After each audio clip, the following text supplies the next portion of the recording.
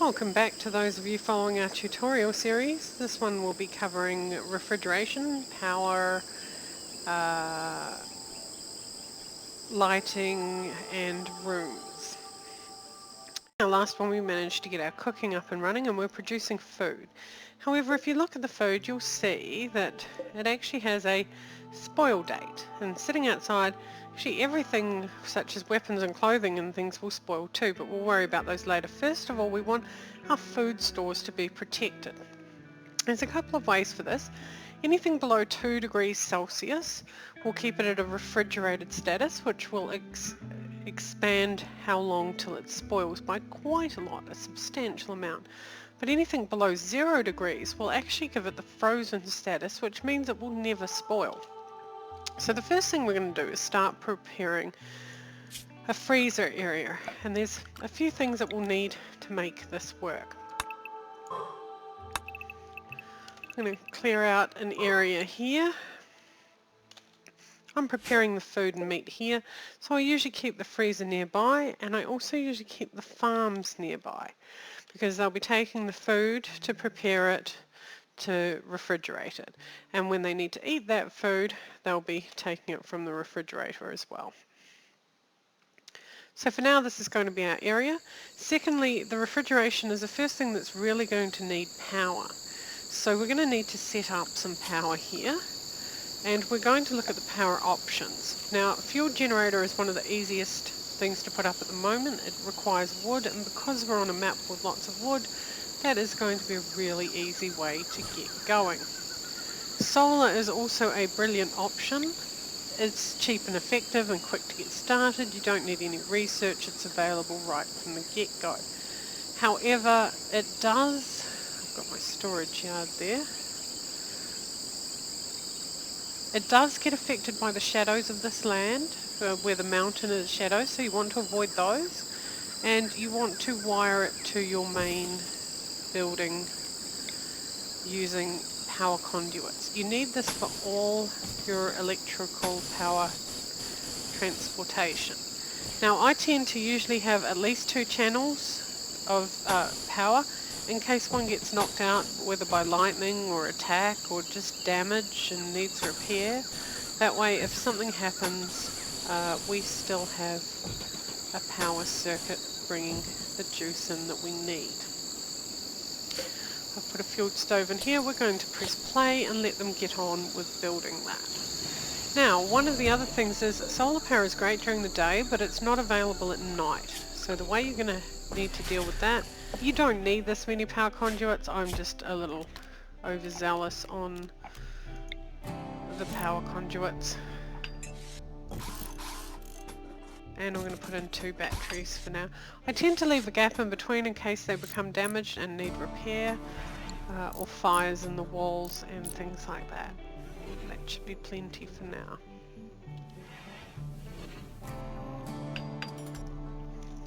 Since we're putting up power, we'll also put in some lights so we can see at night. That is actually under furniture and under standing lamp.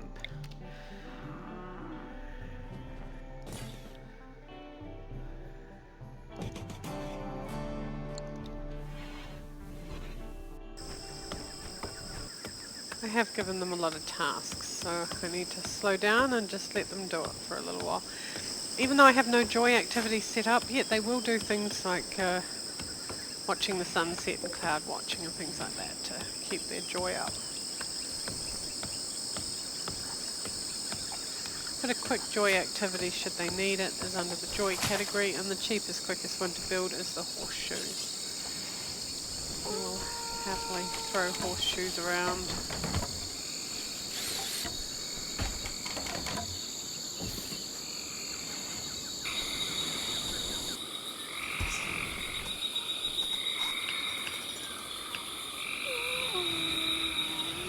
So they've built the light here, but there is no power running to it currently, which is why the lightning bolt is showing. Until they finish one of the power generators, that's going to continue to be the case.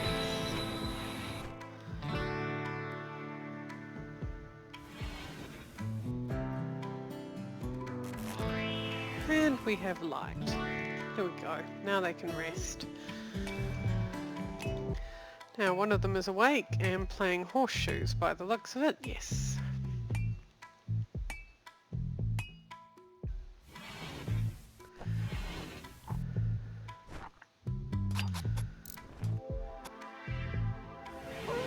Alright, now we're going to start preparing for our freezer unit.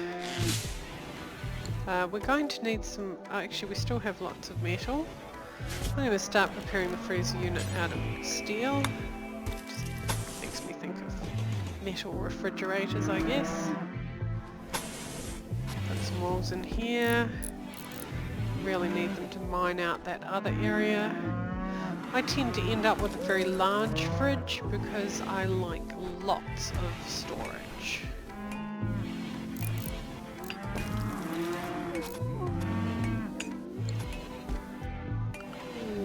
Just slow it down a little bit here. We have a visitor come in, so we'll check that out. Now they have a question mark, which means they will trade with us. But before I send someone out to trade with them, I'm going to wait till they get a lot closer to my home base, as they will walk almost up to the front door to save you walking all the way out to them. Now, part of the refrigeration, you are going to need a cooler. Now the coolers work, the red side is the hot, where the hot air from the cooler is being put out, and the blue side is the cool area. So we want the cool air to go into the refrigerator and we want the hot air to go out. If you're in a cold climate, I would suggest pumping that hot air into a hallway and piping it around your base as a cheap form of a heater. You know, using the cooling vents for dual purpose that way. Now generally one cooling vent will do, we have to wait for it to be built before we can configure it. One cooling vent will generally do what you need it to do, but two will maintain the temperature better. Every time the door is open, heat from the room rushes into the fridge. So you also don't want doors that create a throughfare through your fridge, otherwise people will just keep the doors open all the time and the fridge will never maintain its frozen temperature. Now while we're waiting for them to build that, we're going to start setting up the fridge storage, and that's going to be under zone area where we set up a stockpile. So we're going to set up a stockpile just like we did before, but this stockpile we're actually going to configure. First thing we're going to do is rename it so we know what it is, and we're going to call it freezer.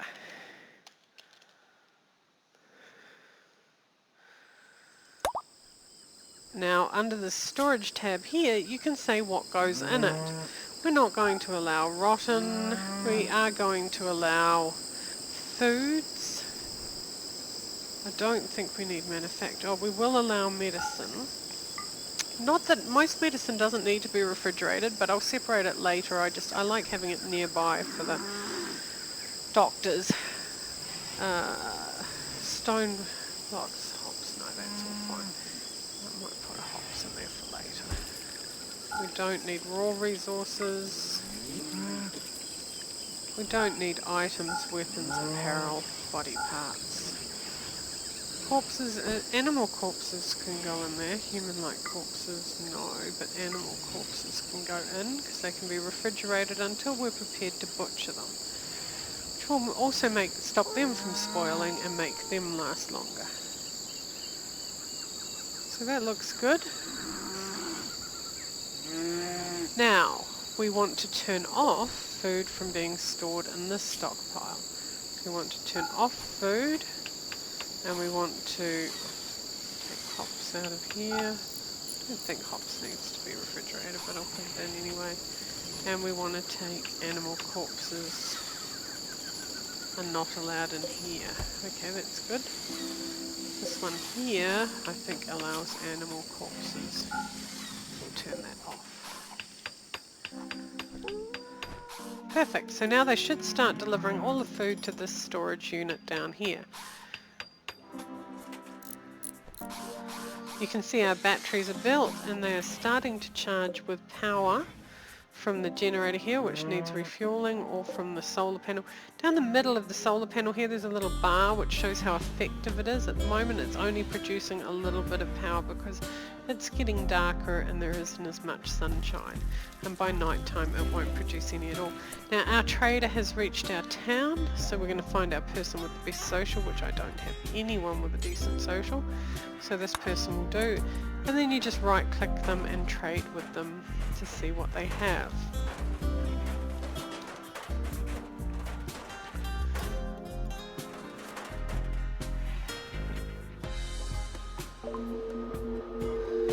This is the trade window. They have a great bow available for purchase, which I don't need, components,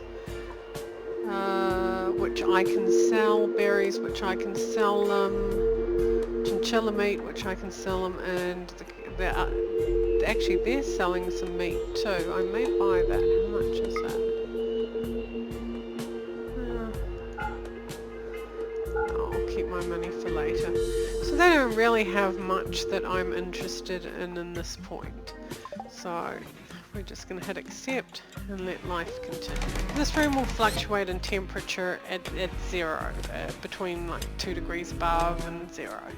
So I tend to either drop it to -1, or if you're in a warm or hot climate, maybe even lower to make sure that it stays at frozen temperatures. Especially if you're prone to a lot of heat waves on the map that you're in, you're going to have to keep an eye on your fridge room and see what it's running at, and you may have to drop it a little lower. If you're finding one air unit is having trouble keeping it at that temperature, you can put 2 in, and that is way more efficient. Also, auto doors later on will open and close faster so that they let in less hot air. But be careful on what material you use. Stone auto doors are still slower. He's mining that out, and the food is all going in here into the fridge.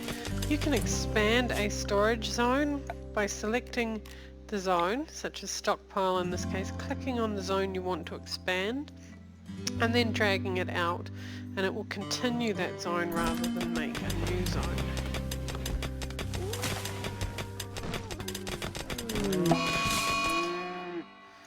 Uh-oh, that's the bad noise. See what we've got, a mad animal. Jump to location. So I think this monkey has gone crazy. Yes, it has. So we're going to put it on hunt anyway, since it wants to kill us. And hopefully our people will kill it before it kills anyone important. A bunch of boomalopes in your bedroom is not a good thing.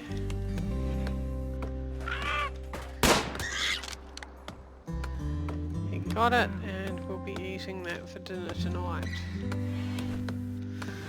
And the temperature at the moment is 8 degrees, and that is because, see here, they have the door, but they've left these logs in the doorway, meaning that the door can't close. And that's a problem, because that's going to let the heat out. So now we should start. The temperature's over here on the right hand side, so it's saying it's indoors now, and it's 7 degrees. So hopefully this will start bringing the temperature down. 6 degrees, 5 degrees. So it's working now that it has a sealed unit, and it's dropping the temperature of that room. 4 degrees. It does take some time, which is why it's important to maintain this temperature. Now when we get to 2 degrees, we should see this says refrigerated, and the spoiled days has gone up dramatically. If we continue to let this temperature drop, currently set for -4, but the room is still 3 degrees. 2 to 3 degrees. See, it's having trouble bringing that temperature down below 2 to 3 degrees. So it looks like we might need another unit here. Just to, this is a rather warm climate, just to help keep the temperature balanced. Increase the zone area to fill the whole space. Now normally my fridge by the time I'm finished will be 3 or 4 times this for a big base. But for a starting base this is fine. This will fill up rather quickly though.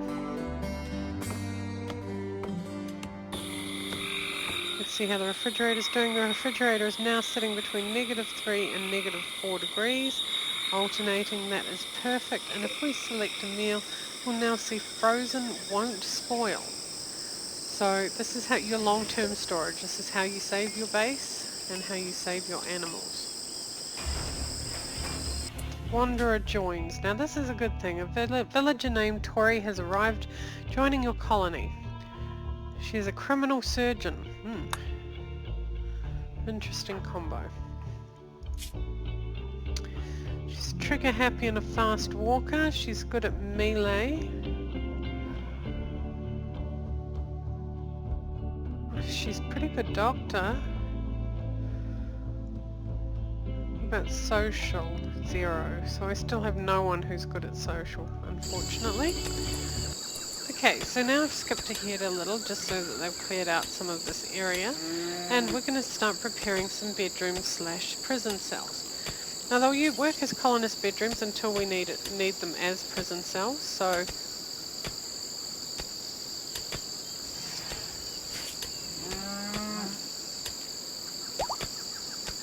and we can replace the rest of the walls later. Nicer walls does mean better beautification scores.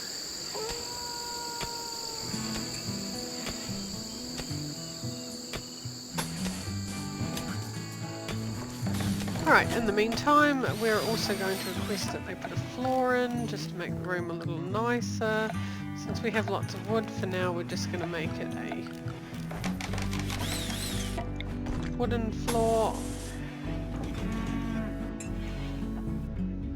I tend not to put my prison doors to the outside, so if they do try and escape, they have to run through the rest of my base first before they can actually get out.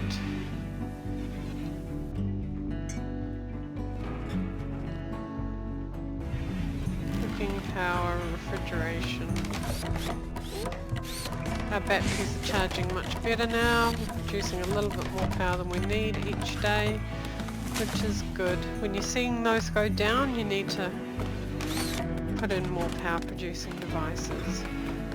And I'd spread your batteries out too, so that if something damages one section of them, you don't lose all of your power. Uh-oh. Okay, we're being attacked. Looks like only by one guy. So there is a good chance we can take them over. So I am going to need to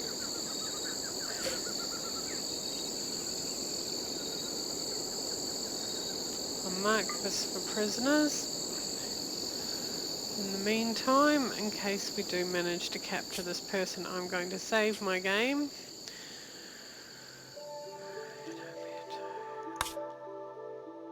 And we're going to select all of our people and try and capture this person. We're going to draft them. We're going to let them get a little bit closer before we attack. Here they come. They're attacking immediately. Our goal here is to knock them out without them getting away. Because then you can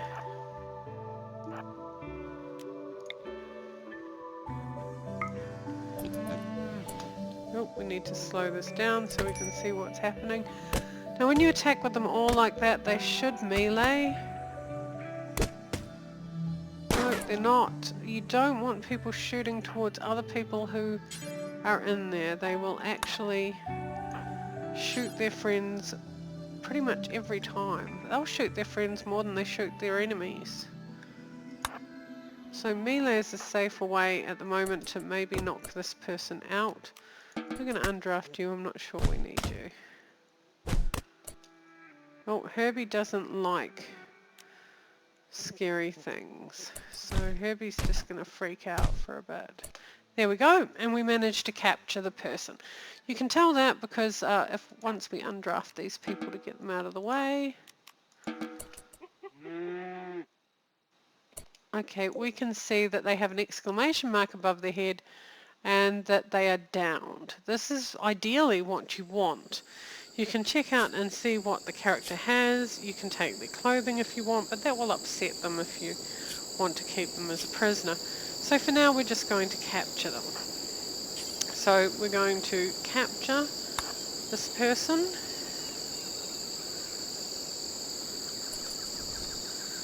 And they will take them to the prison cell, where our warden will try to convert them. And we're going to mark one of the beds in the prison cell as medical. And we're going to mark a couple of these for the people as medical too, because I think a couple of people in that fight may have taken injuries. Now, Tony is still drafted, so I need to undraft Tony, otherwise they will just stand around doing nothing. Now, with your prisoner, you also need to check their needs. And under prisoner tab, you can allow medicine. I suggest that. I mean, if you're planning on keeping them, you want to heal them nicely. So now she may have already started to heal them. You can draft and undraft them to stop, and they'll go and get medicine to heal them instead, which will give a higher chance of success rate. Dr. Cook's bringing that weapon back.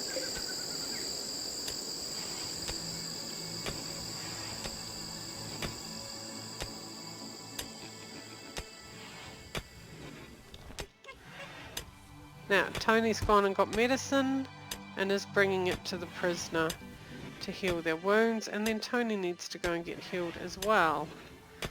We need to clean up that path down there because it's slowing them down.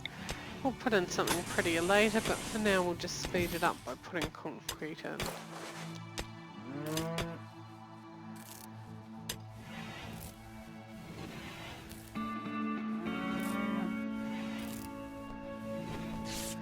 Now under their health tab you'll be able to see the effect.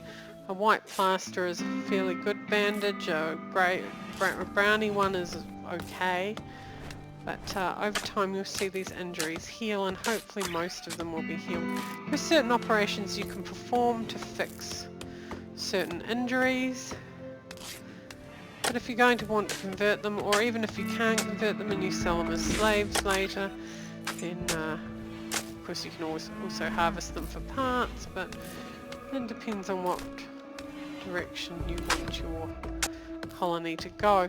Now, doing any negative effects to a prisoner will give them the people of your colony a negative for a while, but I hope Tony is now off to bed themselves. They are, and Dr. Cook can then tend to Tony. Naruto's treating Tony. Now what's wrong with Tony? Bruised and cracked ribs from the club.